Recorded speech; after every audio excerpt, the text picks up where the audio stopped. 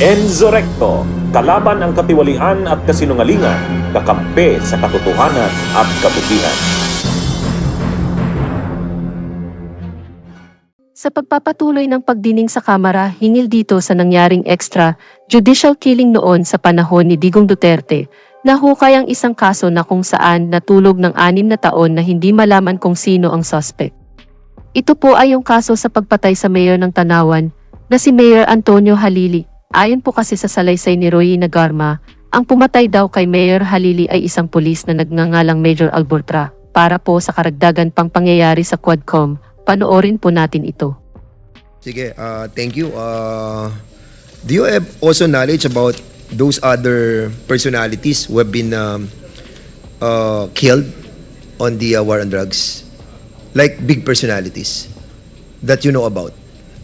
Yes, Mr. Chair. It was a public knowledge. It was in the newspaper like the couple na Odikta. Di ba namatay po yun? Mayor Halili. Ano may yung mga kay Mayor mayors. Sa Calabarzon yan, Tony Halili? Region 4A. Yes, anong Halili. alam mo sa pagkamatay ni Tony Halili? He was shot during the flag raising ceremony. Yes, and yes, says it was reported. Sniper po. So, what do you know about the... Chismis lang kasi, Mr. Chair. Okay. And I think imported. Kasi during that time po sa war on drugs, pwede pong tumawid yung mga operatives. So wala kang direct knowledge about it? Wala kang direct knowledge about it? Pinagmalaki kasi ng isa, sir, na sila. Sino yung nagmalaking yun?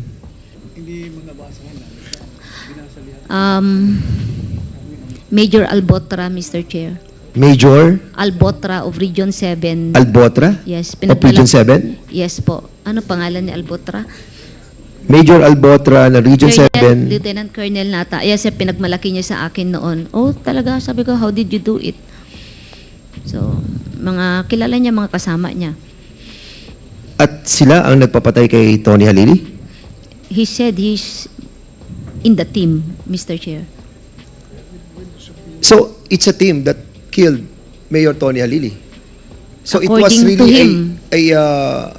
a planned, According to him, Mr. Chair.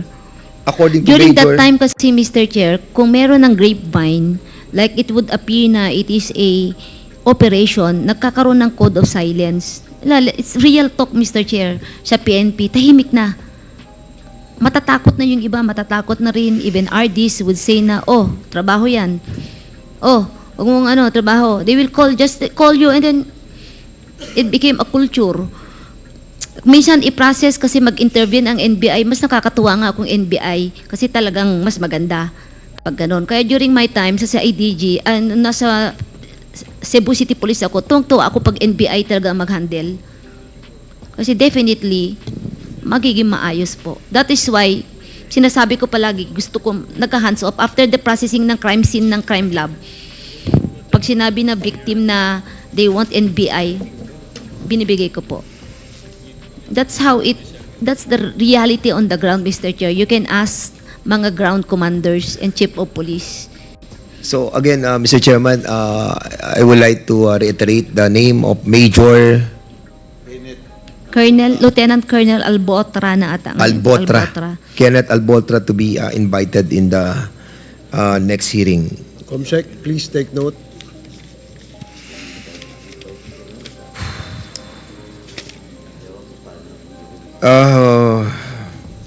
With that, Mr. Chairman, with a heavy heart, Yan po mga kabunyog, narinig po natin ang pag-amin ni Garma hinggil dito sa pagpatay kay Mayor Antonio Halili, ngayon na may pinangalanan ng suspect. Sino ba si Mayor Antonio Halili? At paano ito pinatay?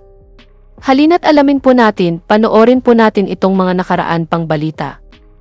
Gusto ko lang yung makatulong sa inyo para ma-equate yung buhay niyo.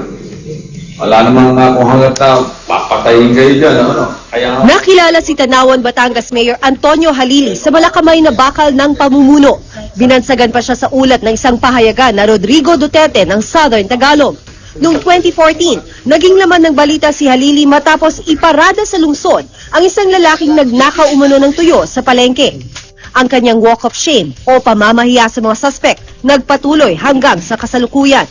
Pero binatikos ito ng Commission on Human Rights dahil labag ito sa karapatan ng mga suspect na ituring na inosente hanggat hindi pa nalilitis ng korte. Pero nung isang taon, mismong ang alkaldeng galit sa mga suspect na pabilang sa narco list ng Philippine Drug Enforcement Agency o PDEA. Dahil sa pagkakaugnay sa droga, tinanggal kay Mayor Halili ang kapangyarihang pangasiwaan ang lokal na pulisya. Pero si Mayor Halili noon, itinanggi ang alegasyon. Itinaya ko ang buhay ko, pati buhay ng pamilya ko, sa paglaban ko sa drugs. Tapos eto ang napala ko. Hindi ko alam kung bakit.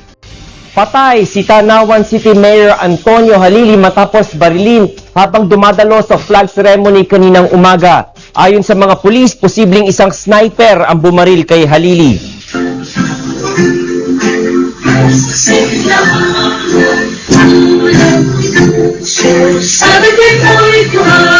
Hindi pa man natatapos ang flag raising ceremony sa Tanawan City Hall, Batangas kaninang umaga. Umalingaw-ngaw ang isang putok ng baril at pagkatapos ay bumagsak na sa semento si Mayor Antonio Halili. Nakita ni sangguniang kabataan Chairman Reds Carandang na umuusok ang dibdib ng alkalde mula sa tama ng bala. May narinig pa pong putok, tapos sabay natumba na po si Mayor. And then within mga 5 seconds lang, ang dami ng putok, kaya nagtakbuhan na kami. Naisugod pa sa CP Reyes Hospital si Mayor Halili, subalit idineklara na ito ng mga doktor na dead on arrival. Sa lugar na ito nakatayo si Mayor Antonio Halili habang dumadalo ng flag ceremony kaninang umaga nang barilin ang hinihinalang sniper mula sa lugar na yon. Ayon sa inisyal na investigasyon ng mga pulis, posibleng sniper ang bumaril sa alkalde. Ng bala ay nanggaling sa malayong lugar, hindi dito sa loob ng compound ng Tanawan City. Yung pong pinagpwestuhan ng sinasabing sniper, inimbestigan pa rin po yan. Nakahapmas na ngayon ang watawat sa City Hall. Una nang sinabi ni Mayor Halili noong isang taon na kaliwat kanan ng kanyang natatanggap na death threat dahil sa kanyang kampanya sa iligal na droga at kriminalidad. Nakilala si Halili dahil sa kanyang shame campaign kung saan ipinaparada ang mga nahuhuling magnanakaw at mga sangkot sa iligal na droga. Ngunit sa kabila nito, napasama pa rin si Halili sa narco list ni Pangulong Rodrigo Duterte. Bunso dito, kabilang din siya sa inalisan ng National Police Commission o NAPOLCOM ng supervisory power sa mga pulis sa syudad. May hinala umano ang pamilya ni Tanawan Mayor Antonio Halili na may kinalaman ang pamahalaan sa pagkamatay ng alkalde. Ayon kay Senator Panfilo Lacson, ito ay isang hamon na dapat tanggapin ng Philippine National Police o PNP sa pagresolba ng kaso ng pagpatay sa alkalde. Magsasagawa ng sariling investigasyon si Senator Panfilo Lacson sa pagpaslang kay Tanawan Mayor Antonio Halili. Ayon sa senador, masasabing organisado ang pagpatay sa alkalde batay sa istilong ipinakita ng killer. Hindi maiwawalaan niya ang hinala ng pamilya ng alkalde na may kinalaman ng pamahalaan dito. Ito yung hamon talagang malaki sa gobyerno. Kaya isolve nila to disabuse yung pag-iisip lalo na ng pamilya na may kinalaman yung gobyerno. Ayon pa kay Lacson na dating hepe ng Philippine National Police, naikwento rin anya sa kanya ng pamilya Halili na ilang linggo bago pinatay ang alkalde ay may napapansin na silang mga pagmamanman. Instinct ko yun as a former operative, as a former investigator. Gawain namin ng araw yun eh. Pag may hinahabol kaming kriminal, nagpapalit kami ng plaka. Bagamat espekulasyon lamang anya ang lahat, dapat umanong patunayan ng PNP na karapat-dapat sila sa pagtitiwala ng tao. Dagdag na senador, sa kanyang pagkakilala kay Halili, hindi naman ito nasasangkot sa iligal na droga. Si Mayor Halili ay kabilang sa umano'y nasa narco list ni Pangulong Duterte. Para sa senador, hindi na dapat isinasa publiko ang listahan ng mga umano'y sangkot sa droga. Tinetelegraph mo yung intelligence information ng gobyerno doon sa mga kinaakulan. Pangatlo, baka mapatay. Dahil gamiting target of opportunity ng mga kalaban, total nasa narco list eh. Yan po mga kabunyog na panood po natin ang mga nakaraan pang balita hinggil dito sa pagpatay kay Mayor Halili.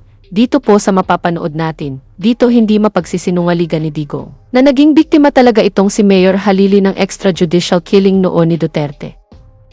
Ipababaril daw ni Pangulong Duterte ang mga alkaldeng mapapatunayang sangkot sa kalakalan ng ilegal na droga. Ayon yan kay Tanawan City Mayor Antonio Halili. Yan daw ang banta ng Pangulo sa mga alkalde ng iba't ibang lungsod at bayan matapos silang pulungan nitong Miyerkules sa Malacanang. Sa pahayag daw ni Pangulong Duterte sa harap ng mga mayor, hiningi niyang kooperasyon nila sa kampanya kontra droga.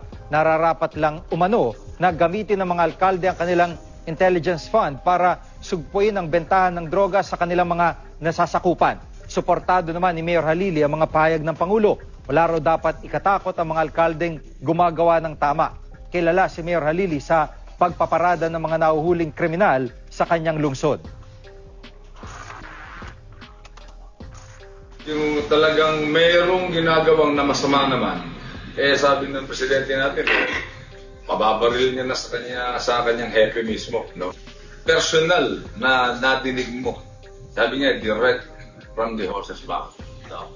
Nadinig mo, personal, hindi mo lang nabasa, napanood sa TV, nabasa sa diyan. Hindi ka. Talagang personal niya sinabi.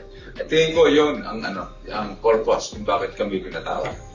Yon mga kabunyog mismo ng patotoo si Mayor Halili, na galing na mismo kay Digong. Sinabi niya na ipababaril niya kung sino man ang involved na mayor sa illegal na droga, at yun nga ang nangyari kay Mayor Halili. Well, kung totoo man ang verification ni Digong na involved talaga itong si Mayor Halili sa droga, hindi na dapat pinatay pa, dapat dumaan sa tamang proseso. Hulihin na lang ito at ikulong. At bigyan ito ng pagkakataon na linisin ang kanyang pangalan, pero hindi ganon ang nangyari. Bagkos, ang utos noon ni Digong ay patayin, wala ng investigasyon or verifikasyon, hay naku. Kaya nga tuwang-tuwa sa'yo ang human right, Digong. Sa pananaw mo na iyan sigurado, may kalalagyan ka sa impyerno. Biruin mo patayin agad? Wala ng due process. Halang talaga ang kaluluwa nitong si Digong. Anyway, ito ba mga kabunyog ang mga tao dapat pang pagkatiwalaan? Hindi naman namin pinagtatanggol ang mga adik at mga drug lord, dahil masama talaga iyon sa ating lipunan. Ang hindi lang namin gusto ay yung papatayin sila. Hindi ba pwedeng ikulong na lang ito? Pagdudusahan naman nila ang kanilang kasalanan sa kulungan, di ba? What use pa para patayin, di ba? Pahalagahan natin ang buhay ng iba. May kulanong salita na ang ibig sabihin dito ay ang pagkakaisa. Bunyog Party List. Halika na, Bunyog Party List ka na. Halika na, Bunyog Party List ka na. Sa susunod, ang atinang suportahan, Bunyog Party List, nagtataguyod ng katotohanan, lumalaban para sa bayan.